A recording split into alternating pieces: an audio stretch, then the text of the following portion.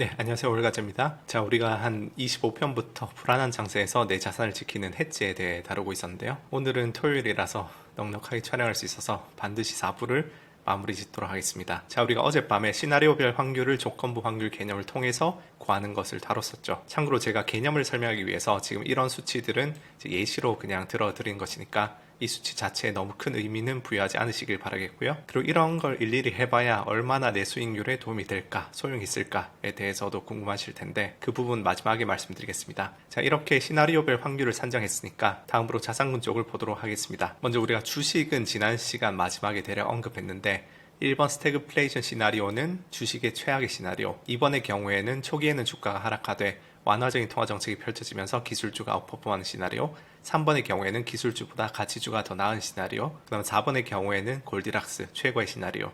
그럼 국채는 어떨까요? 국채의 경우 1번 스태그플레이션 시나리오에서는 과거 70년대 상황을 상기해보면 연준의 행동에 따라서 좀 다르긴 한데 대체적으로 금리가 상승하면서 안 좋은 편입니다. 2번은 경기 침체에다 디스인플레까지 오면 국채 금리가 쭉 내려가면서 최상의 시나리오겠죠. 3번은 사실상 최악의 시나리오입니다. 경기도 좋고 인플레까지 오면 연준은 무조건 금리 인상을 할 것이고 국채 금리도 뛰겠죠. 그 다음 4번의 경우에는 혼조세에서 살짝 좋은 정도일 것 같고요. 그럼 원자재는 어떨까요? 원자재는 역사적으로 1번 스태그플레이션 시나리오에서는 가장 아웃퍼폼 해왔습니다. 물론 원자재도 개별 원자재들을 자세히 들여다보면 이게 스태그플레이션 때문에 원자재가 아웃퍼폼한 경우도 있지만 에너지와 농산물 쪽의 경우에는 원자재 폭등이 스태그플레이션을 유발하는, 그러니까 인과관계가 거꾸로 된 경우도 많았습니다. 그래서 무조건적으로 좋다기보다는 역사적으로 좋은 경우가 많았다 정도로 둘 수 있겠습니다. 그 다음 2번의 경우 경기 침체로 산업 수요 줄고 디스인플레까지 오면 원자재의 최악이겠죠. 그 다음 3번의 경우에는 원자재가 상당히 좋습니다. 수요도 좋고 인플레도 오니까요. 그 다음 4번의 경우에는 혼조세에서 약간 약세이지 않을까 싶습니다. 그래서 이런 식으로 쭉 자산군별로 각 시나리오에 어떨지를 추론을 해보면서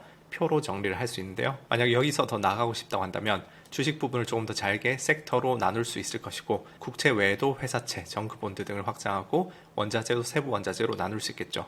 그렇게 해서 뭐 좋으면 5, 가장 나쁘면 1 이렇게 표기할 수 있는데요. 근데 여기서 만약에 수학적으로 좀 엄밀하게 접근하고 싶다. 그럼 그냥 테크 주식은 4번 시나리오가 가장 좋다, 1번 시나리오가 가장 나쁘다 이런 수준이 아니라 기대 수익률을 추정해야 합니다. 그와 관련해서 가장 간단한 방법은 지금 이런 식으로 과거 자산군별 수익률을 활용하는 방법인데요. 예를 들어서 우리가 이번에 침체기에 들어설 것이라고 예상하는 시나리오에서는 과거 40년간 데이터를 통해 봤을 때 이 침체기 전반 6개월 정도의 수익률의 경우에는 IT와 테크 업종이 가장 아웃퍼폼했고 그 다음 헬스케어와 임의 소비재, 반면에 에너지나 금융, 소재, 유틸리티 등은 이제 언더퍼폼을 했었는데 이러한 과거 수익률을 경기 국면별 기대 수익률의 추정치로 제시를 할 수가 있겠죠. 그렇게 하면 시나리오별 확률과 이제 기대 수익률을 계산할 수가 있고 이 각각의 기대 수익률을 시나리오별 확률로 가중 평균하면 앞으로 3개월간 혹은 6개월간 4가지 시나리오를 다 고려했을 때의 자산군별 총 기대 수익률을 계산할 수 있겠죠. 예를 들어서 앞으로 3개월 동안 4가지 시나리오별 확률은 다음과 같이 계산했는데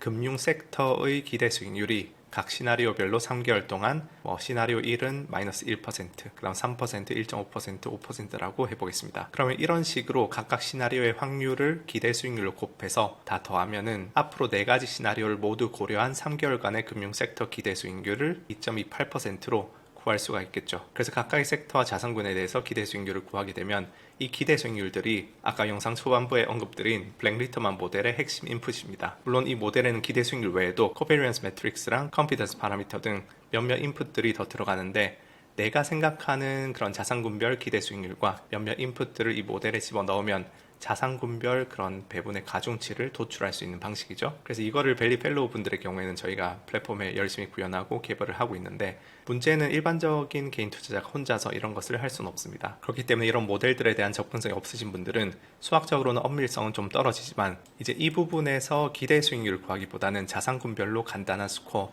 매우 좋으면 5, 매우 나쁘면 1인 식으로 표기한 뒤에 시나리오별 확률로 가중평균해 보시는 방법이 있는데요. 이런 식으로 해서 아까 전에 3개월 확률로 스코어를 가중평균하면 주식은 2.865, 국채는 2.9975, 원자재는 2.3725 이런 식으로 나옵니다. 그런데 이 1에서 5 사이 숫자들은 그냥 자산군이 좋다 나쁘다에 대한 본인의 주관적인 판단을 수치로 표현한 것이지 아까처럼 자산군 고유의 기대 수익률이나 변동성이나 상관관계 등이 반영된 수치가 아니기 때문에 곧대로 이거를 그대로 뭐 자산 배분의 가중치로 예를 들어서 주식은 2.865인데 요 세 수치를 더한 걸로 나눠서 34.8% 이런 식으로 이 수치와 비례하는 비율로 자산을 배분을 하면은 절대 안 됩니다. 기본적으로 여러분이 평소에 추구하는 디폴트 자산 배분 비율, 그러니까 내가 경기 침체나 매크로에 대한 아무런 뷰가 없다고 가정하면 어떻게 자산 배분을 할 것인가, 그 기본값에다가 이 주관적인 수치들을 좀 참고해서 반영하는 형태로 활용하시면 되겠습니다.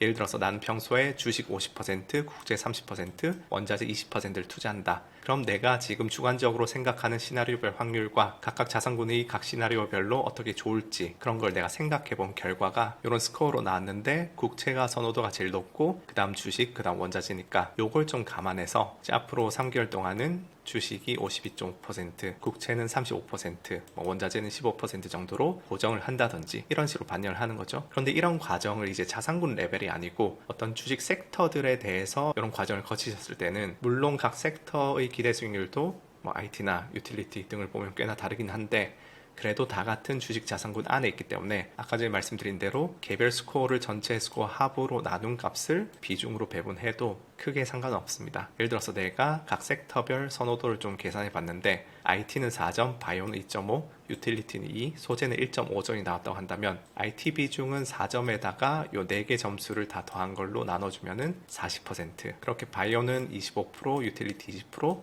소재는 15% 이렇게 배분해서 내가 자산 배분을 하겠다, 이렇게 해도 되는 것이죠.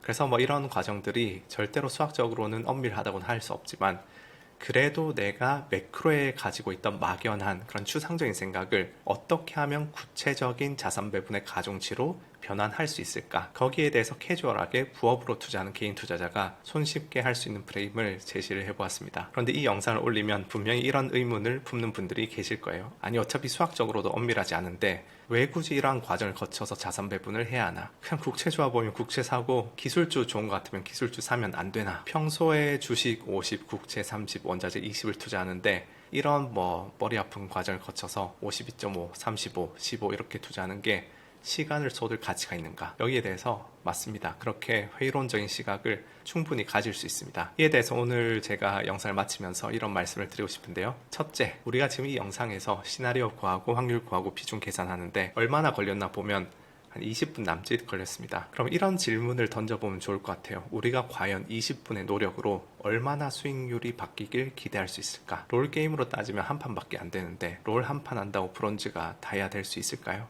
저의 야스오가 개선될 수 있겠습니까? 수능 공부 앉아서 20분 한다고 내가 갈 대학이 바뀔까요? 20분이란 시간은 뭔가 유의미한 결과를 내기에는 굉장히 미미한 시간입니다. 이건 모든 분야에서 통용된 진리인데 이상하게 주식시장에만 오면 많은 사람들이 본인이 투자에 쏟는 리소스에 대한 비현실적인 가성비에 대한 기대를 하는 것 같아요. 제가 오늘 영상에서 어떤 간단한 프레임을 제시를 하긴 했지만 시나리오를 확립하는 것부터 시작해서 각 시나리오의 확률을 추정하는 것까지 사실 한 단계 한 단계 제대로 리서치해서 밟아 나가려면 최소 몇 시간에서 전문적인 레벨에서는 며칠, 몇 주도 걸리겠죠. 결국 이런 부분은 여러분의 매크로와 시황에 대한 전문성과 리서치에 쏟는 인풋의 확률적 우위가 비례할 수밖에 없다. 둘째, 여러분이 오늘 이 영상을 보시고 평소에는 주식 50%, 국채 30%, 원자재 20%를 투자하는데 열심히 몇 시간을 쓰고 고민을 많이 하셔서 비중을 좀 조정했다 할지라도 그로 인해서 여러분이 얻는 확률적인 우위 혹은 추가적으로 확보하는 기대 수익은 연평균으로 따지면 한 1% 정도도 안 될 가능성이 있습니다. 셋째, 심지어 그 미미한 확률적 우위조차도 단기적인 변동성 속에서는 노력해서 투자해도 돈을 잃을 수 있고 노력 안 하고 투자해도 돈을 벌 수 있기 때문에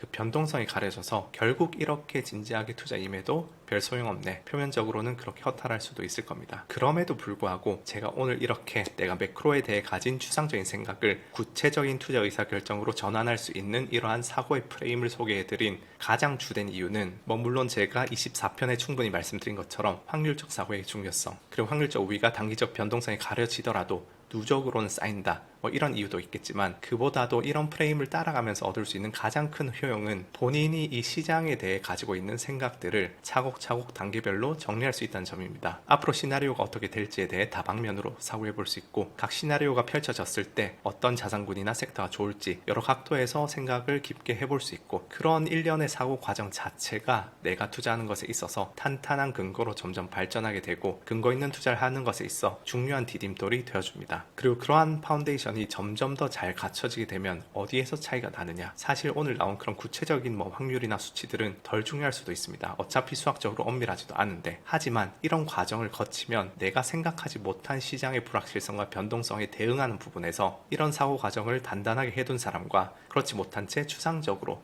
경기 침체가 오니 많이 그런 소식에 휩쓸리기만 하는 사람들 간에 그 대응 방식과 멘탈 관리에서 크나큰 차이가 나게 되는 것이죠. 그리고 당연히 여기에 더해서 제가 24편에서 강조했던 확률적 우위의 중요성도 있겠죠. 24편에서 충분히 말씀을 드려서 확률적 사고에 대한 모든 것을 전부 반복하진 않겠지만, 좋은 투자자가 되기 위해서는 확률적 사고가 반드시 필요합니다. 무단 횡단을 했을 때 차에 치여서 사망할 확률이 0.